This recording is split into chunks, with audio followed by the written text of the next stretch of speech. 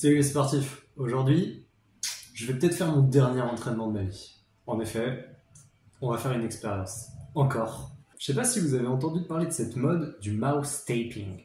En effet, c'est une mode qui consistait à mettre du scotch sur sa bouche pour avoir un sommeil de meilleure qualité, éviter les ronflements et avoir une meilleure respiration lors de la nuit. C'est vendu avec plein d'avantages et c'est une pratique qui pourrait être intéressante pour moi, principalement à partir du moment où ça peut arrêter de te faire ronfler.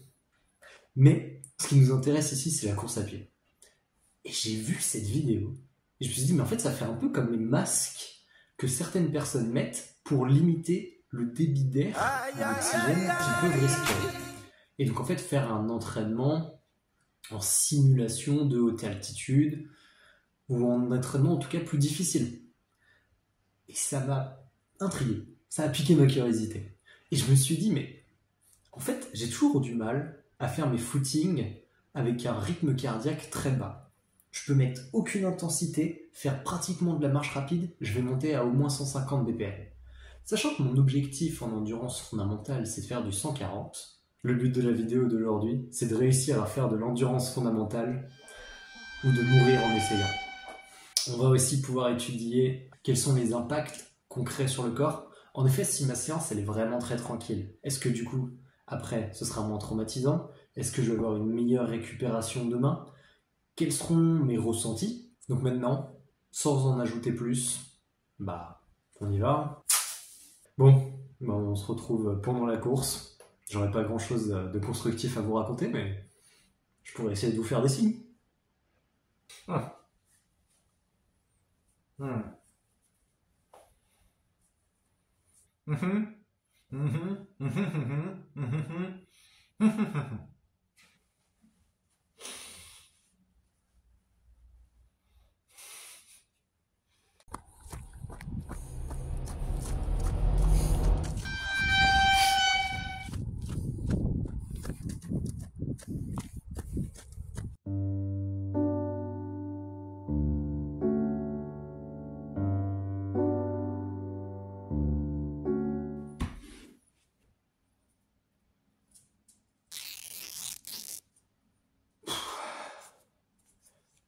Laissez-moi me changer une minute. Bon. Hop, je le garde pas trop près. Au final, je vais faire mes ressentis à chaud. Je viens d'enlever le scotch parce que c'était hyper rigolo. Tout d'abord, j'ai kiffé. J'ai kiffé, c'était... En fait, c'est très bizarre au début. Ça fait un peu peur. Parce que c'est effrayant. De pas pouvoir respirer par la bouche du tout. J'ai... Le truc commençait à partir un peu sur les côtés avec l'humidité, mais j'ai gardé la bouche fermée comme pas possible. Mais à force, on prend l'habitude et respirer devient plus simple. Mais bilan à chaud, c'est rigolo. Je pense pas que ce soit incroyable, que ce soit la nouvelle méthode révolutionnaire, le meilleur entraînement du monde, ou encore l'entraînement le plus dangereux du monde, si vous savez un minimum courir. Mais, petit disclaimer, c'est une bêtise, je m'amuse, ne faites pas ça s'il vous plaît, je vous en conjure. Revenons-en au concret, cette fameuse activité, on va regarder ça ensemble. Est-ce que ça a réglé mon problème d'endurance fondamentale? Tout d'abord, j'ai pas fait 5 km, mais 6. C'est preuve que c'était loin d'être une galère, que c'était loin d'être infâme. J'ai fait mon circuit, tranquillou, et il s'est avéré qu'il faisait 6 km et pas 5. Donc j'ai fait les 6 km, toujours avec le scotch, donc voilà, j'ai été sérieux. Cette fameuse activité de 6 km, elle a duré 45 minutes 39 secondes, avec une vitesse moyenne de 7 minutes 36 par kilomètre. Donc c'est en fait mon allure de footing très détente habituelle.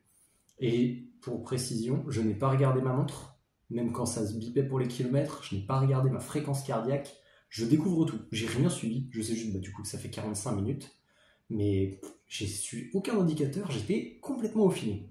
Statistique incroyable, j'ai un pic de vitesse sur cette course à 152,4 km/h. La Formule 1 française, hein. Eliud Kipchoge n'a rien sur moi, hein. Je le broie. Bref, par ce petit bug Garmin qui, je sais pas exactement où il est, qui fait, fun fact, que tout mon tracé est rouge, c'est-à-dire la vitesse la plus lente, parce que j'ai un centième, quelques secondes, ouais, de déplacement à 150 km/h. Alors, je viens de sortir les graphiques, et c'est pas mon graphique de cardio que j'ai vu en premier, c'est mon graphique d'allure. Et c'est assez impressionnant. Vous voyez cette belle ligne droite que je vous mets à l'écran, ça va être plus simple. Je n'ai jamais vu mon allure aussi stable. Alors, en effet, l'échelle est grande. Du coup, ah, mais je sais. Non, je sais pourquoi elle est aussi plate. C'est vu que j'ai un pic, je ne sais pas quand d'ailleurs, on ne le voit pas, peut-être au début, à 150 km/h, ça fait une belle courbe toute lisse, comme si mon allure, elle était micrométrée. Mais il y a une petite variance quand même dans l'allure. Mais pas tant. Mon graphe est quand même plutôt stable. Pour en revenir à ma fréquence cardiaque. Pendant cette course, hop, j'ai mon doigt sur le truc. Ici, donc j'ai commencé à 102 BPM, donc très très en détente. La première courbe de montée m'a emmené jusqu'à 130 BPM, donc j'allais vraiment très doucement par peur de mourir. Et en fait, mais naturellement, quand je suis arrivé, hop, ouais, j'espère que ça match, à mon allure habituelle de 7 minutes 30 du kilomètre, bah en fait, mon cardio, il est monté à 160 sur le premier pic qui va se situer par là. Et après, bah en fait, ça a vachement oscillé, avec des petits pics qui sont montés au plus haut à 170. Ouais, c'est très intéressant. Et je pense que si je sors ma map du dénivelé, ça correspond plus ou moins. Alors, j'ai pas fait un dénivelé de fou furieux, hein, mais à un moment, il y avait de la montée, mon cardio, il est monté. Bref, trêve de blabla. C'était une expérience hyper marrante, mais au final, ça n'a même pas réussi à me faire courir à 140 BPM. Je sais pas quoi faire. Enfin, je sais quoi faire. Il faut que j'arrête d'être nul pour pouvoir augmenter mon seuil aérobie et du coup que mon endurance fondamentale elle se situe plus haut. Parce que quand t'es un bon athlète, ton endurance fondamentale, il y a des gars, ils font du 5 minutes du kilomètre, ils m'explosent en vitesse, sauf qu'ils sont en EF.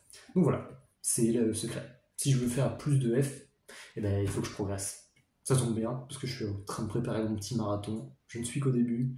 J'espère que je vais avoir une belle marge de progression. Donc voilà. Bilan de cette expérience.